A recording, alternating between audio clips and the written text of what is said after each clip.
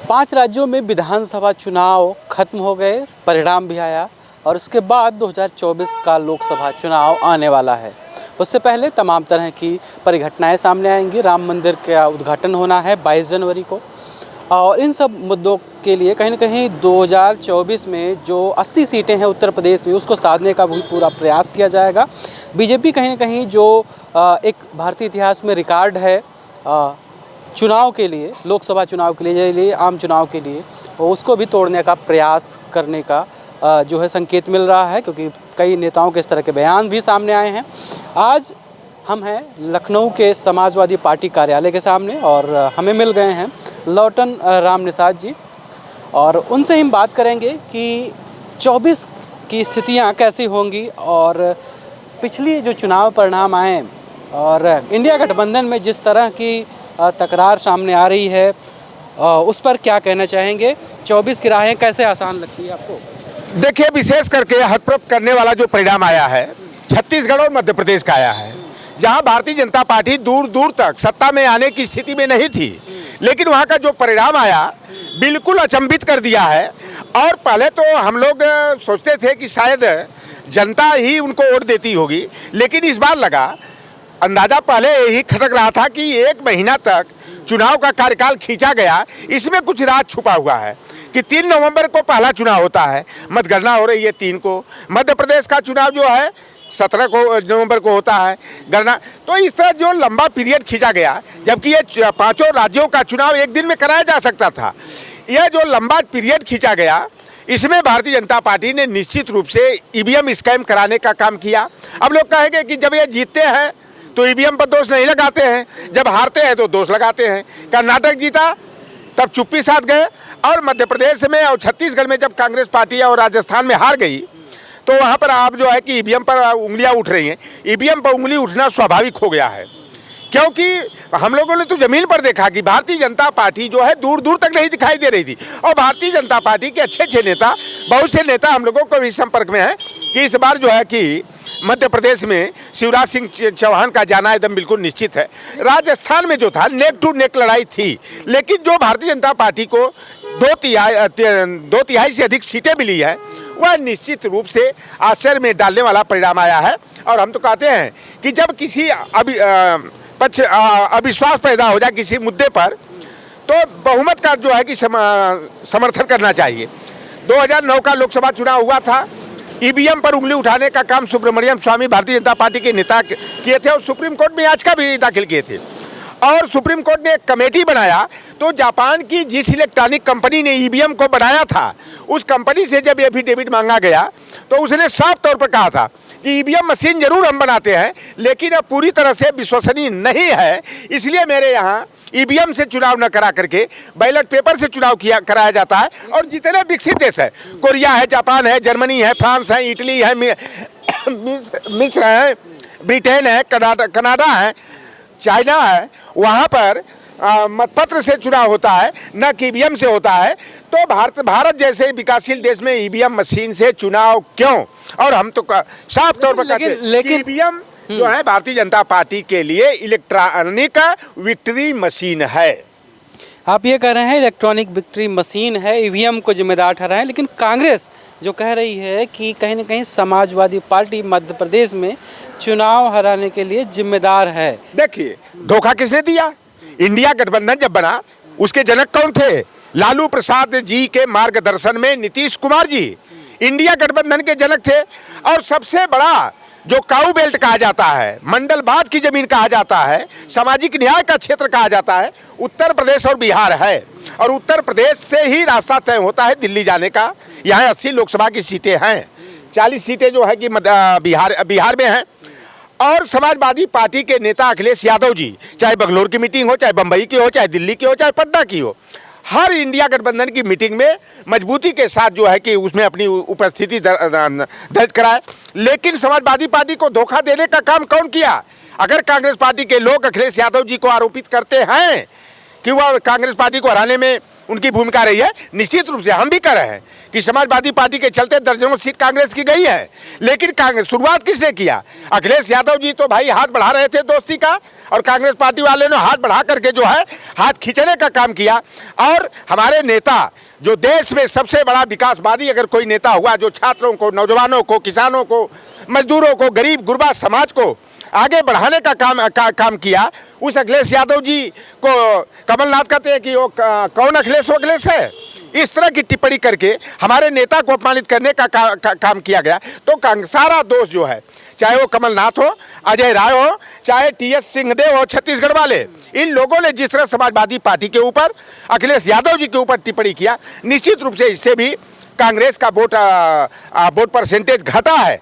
लेकिन यह गलती कांग्रेस पार्टी ने किया है, और कांग्रेस पार्टी के गलती का नतीजा है कि भारतीय जनता पार्टी जो है छत्तीसगढ़ और मध्य प्रदेश में जहां दूर दूर तक नहीं दिखाई देती थी, आज वहां 2/3 3/4 बहुमत से जो है कि वहां सरकार बनाने जा रही है। अब 2024 में भारतीय जनता पार्टी का मुकाबला करने के लिए 2024 में तमाम जो विपक्षी पार्टियां इकट्ठा हुई थी, इंडिया गठबंधन बना था, उसी गठबंधन की जो 6 दिसंबर को जो मीटिंग की बात की जा रही थी, उसके लिए तो अखिलेश यादव ने भी कहा कि वो नहीं, मीटिंग में नहीं गए। और इसके अलावा टीएमसी प्रमुख ममता बनर्जी ने कहा हमें तो जानकारी ही नहीं है। आम आदमी पार्टी के जो नेता अरविंद केजरीवाल, वो उनके जो बातें आ रही हैं सामने कि पंजाब में वो अकेले लड़ने जा रहे हैं, तो क्या इंडिया गठबंधन लगभग टूट ही गया है? देखिए, हम लोग चाहते हैं कि इंडिया गठबंधन का पुनर्गठन हो। भारतीय जनता पार्टी को अगर लोकतंत्र संविधान को बचाना है, सामाजिक न्याय की पृष्ठभूमि को बनाए रखना है, तो भारतीय जनता पार्टी जो बाबा साहेब भीमराव अंबेडकर के संविधान को, लोकतंत्र को मिटाने में जुटी हुई है और आरक्षण की हकमारी खुलेआम कर रही है, आरक्षण की डकैती कर रही है, तो भारतीय जनता पार्टी से ओबीसी, एससी, एसटी, माइनॉरिटी को बचाने के लिए समाजवादी पार्टी ने पीडीए का फार्मूला इजाद किया है। और हम लोगों की यही मांग है कि जातिगत जनगणना हो और बाबा साहेब भीमराव अंबेडकर के संविधान के अनुच्छेद संख्या 15(4), 16(4), 16(4)(a) के तहत जिसकी जितनी संख्या भारी उसकी उतनी हिस्सेदारी होनी चाहिए, कार्यपालिका में हो, विधायिका में हो, न्यायपालिका में हो, निजी क्षेत्र में हो। आप भारतीय जनता पार्टी को देख लीजिए, अपने को राष्ट्रभक्त बताते हैं, राष्ट्रवादी बताते हैं, देश की अर्थव्यवस्था को तंगहाल करने का काम भारतीय जनता पार्टी की सरकार करी। जितना भारतीय बैंकों का रुपया सारा का सारा लूट करके भागने वाले भगोड़े हैं, वह सभी के सभी गुजरात के बनिया हैं। 29 में 28 गुजराती बनिया हैं। और पूरी तरह से नरेंद्र मोदी और अमित शाह देश की अर्थव्यवस्था को चौपट करने का, भारतीय बैंकों का रुपया लुटवाने का, पूंजीपतियों का कर्ज जो है बट्टा खाता में डालने का, माफ करने का काम करे। और किसानों के 25,000 50,000 रुपया कर्जा हो जाता है तो उनको आरसी जारी कर दी जाती है, जेल में उनको डाल दिया जाता है, उनका ट्रैक्टर खींच लिया जाता है। तो यह भारतीय जनता पार्टी पिछड़ों, दलितों, वंचितों, किसानों, मजदूरों और बुनकरों की दुश्मन है। यह पूंजी परस्त पार्टी है, पूंजीपतियों की पार्टी है, मनुवादियों और जातिवादियों की पार्टी है, जिसका बाबा साहेब भीमराव अम्बेडकर के नाटक करते हैं। एक तरफ सुप्रीम कोर्ट के गलियारे में बाबा साहेब की प्रतिमा स्थापित कर रहे हैं, दूसरी तरफ बाबा साहेब अम्बेडकर के संविधान में जो व्यवस्था है उस व्यवस्था को दरकिनार करने का, उसकी धज्जियां उड़ाने का ये काम कर रहे हैं। ये दोहरी चाल कर रहे हैं। नरेंद्र मोदी जी ने जीत के बाद कहा कि जो विपक्षी नेता हैं उनको चाहिए कि इस जो हार है उससे सीख के जनता की भलाई के लिए जो है चुनाव लड़े, ना कि हमसे बदला लेने के लिए या चुनाव जीतने के लिए, बीजेपी को शिकस्त देने के लिए चुनाव न लड़ें। देखिए, ये Narendra Modi is an international liar, यह अंतरराष्ट्रीय झूठा है। और अगर झूठ बोलने का सबसे बड़ा पुरस्कार विश्व स्तर का कोई हो तो वह अपने को गरीब माँ का बेटा बताने वाला, दूसरे के घर में चौका बर्तन झाड़ू पोछा करने वाले माँ का बेटा बताने वाला, ट्रेन की बोगियों में चाय बेचने वाला, झोला लेके 35 वर्षों तक जो है भीख मांगने वाला बता करके जनता को गुमराह करने वाला, ऐसा ढोंगी पाखंडी प्रधानमंत्री देश का सत्यानाश करने का काम कर रहे हैं। और यह पूरी तरह से गुरु गोलवलकर की bunch of thoughts we or our nationhood defined की जो पिछड़ा, दलित, अकलियत, पसमानदा, महिला विरोधी नीतियां हैं उनको जो है लागू करने का, अब बाबा साहेब भीमराव अंबेडकर के संविधान के जगह मनुस्मृति का विधान, स्त्री शूद्रो न ध्येताम की जो व्यवस्था की स्त्रियों को और शूद्रों को पढ़ने का अधिकार नहीं होना चाहिए, वही व्यवस्था ये लागू करना चाहते हैं। और उसका संकेत तो हम लोगों को उसी दिन मिल गया जब रामनाथ कोविंद राष्ट्रपति थे और सेंट्रल विस्टा जो नया संसद भवन है उसके शिलान्यास के कार्यक्रम में नहीं बुलाया। अयोध्या में जब राम मंदिर का शिलान्यास हुआ, उसमें रामनाथ कोविंद को नहीं बुलाया, न तो कल्याण सिंह को हृदय सम्राट कहते थे, हिंदू हृदय सम्राट, विनय कटियार को नहीं बुलाया, उमा भारती साध्वी ऋतंभरा को नहीं बुलाया। 15 सदस्यीय जो मंदिर निर्माण ट्रस्ट बना, उसमें एक भी ओबीसी दिखाई नहीं दिया। ये भाजपा ने नारा बड़ा बढ़िया बढ़िया दे लेती भैया, सबका साथ, सबका विकास, सबका विश्वास, सबका प्रयास, लेकिन सबका साथ लेकर के केवल अपनों का भला करना जानते हैं। और भारतीय जनता पार्टी में जो भी ओबीसी एससी के नेता हैं, ये सभी शिखंडी हैं, ये पुचकटवा बंदर के समान हैं। चाहे केशव प्रसाद मौर्य हो, चाहे लक्ष्मी नारायण सिंह हो, चाहे चौधरी भूपेंद्र सिंह हो, चाहे धर्मपाल सैनी हो, चाहे धर्मपाल लोधी हो, चाहे राकेश सचान हो, चाहे बाहर से समर्थन देने वाली अनुप्रिया पटेल एंड उनके हस्बैंड जो हैं आशीष पटेल हो, चाहे संजय निषाद एंड फैमिली हो, चाहे ओम प्रकाश मंगरू भैया उनके चंगुआ मंगुआ हैं, ये सभी के सभी ओबीसी एससी एसटी को शिकार बनवाने वाले ये जो है ना भारतीय जनता पार्टी जैसी शिकारी के जो है बंसी और कटिया के केचुआ है, चपरी है और छोटी छोटी चलवा सीधरी मछली है, जो जिनके आगे करके Bharatiya Janata party OBC SC ST को शिकार बनाने का काम करती है और अधिकार से वंचित करने का षड्यंत्र करती है। प्रोफेसर राम गोपाल ने राज्यसभा एमपी हैं, उन्होंने कहा कि जो बीजेपी है राजीव सरकार में 412 सीटें जब आई थी, उसका भी रिकॉर्ड तोड़ने का इस बार प्रयास करेगी और कहीं ना कहीं सफल होगी। कौन? प्रोफेसर राम गोपाल, समाजवादी पार्टी के नेता। किसको कहें 412 सीट? 412 जीतने का इंडिया गठबंधन जीतेगा। नहीं, इंडिया गठबंधन नहीं, उन्होंने बीजेपी का कहा कि वो रिकॉर्ड तोड़ने की तैयारी में है। वो बिल्कुल समझिए कि नहीं, ये व्यंग हो सकता है। प्रोफेसर राम गोपाल जैसा पढ़ा लिखा व्यक्ति भारतीय जनता पार्टी में बहुत बिरला मिलेंगे। जो प्रोफेसर साहब कहे होंगे सीधे उसकी उल्टी बात है कि इंडिया गठबंधन 412 सीटें जीतेगा और भारतीय जनता पार्टी की खटिया खड़ी हो जाएगी, धूल चाट जाएंगे।